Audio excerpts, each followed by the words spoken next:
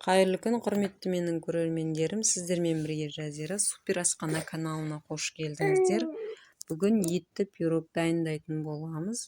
Бізге тек қана картошка, фарш және помидор, тұз, дәмдеуіштер керек болады.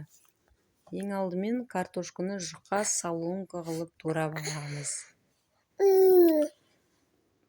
Достар, каналыма жазылып, лайк басып, комментарий қалдыруларыңызды сұраймын. Бұл менің каналымның дамуына үлес қосады.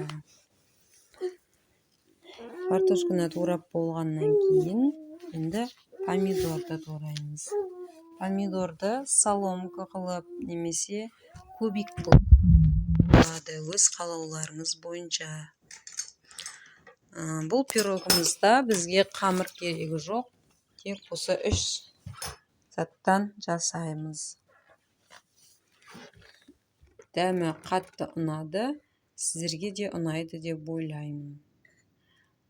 Турап болғаннан кейін фаршты қосып, және оған 2 шай қасық тұз, дәміне қарай дәмдеуіштер қосуға болады. Бұл жерде 4 адамға дайындалып жатыр. Сіздер өз отбасыларыңыздың үлкен-кішісіне қарай заттарды қоса берулеріңізге болады. Мінекей салмамызды осылай араластырып қоямыз да, тұзы сіңу үшін дәмдеуіштерімен. Содан соң табамызды майлап аламыз және салмамызға 2 жұмыртқаны шағып салып, тағы да араластырамыз. Достар, каналға жазылып, лайк басуды ұмытпаңыздар.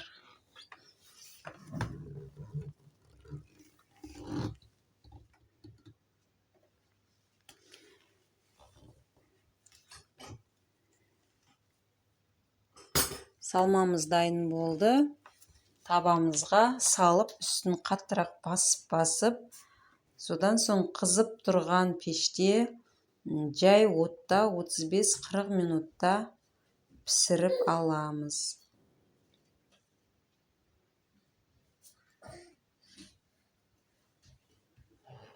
Пісіп болғаннан кейін сырды теркіден өткізіп, өз қалауларыңыз бойынша қанша қоссаңыздар да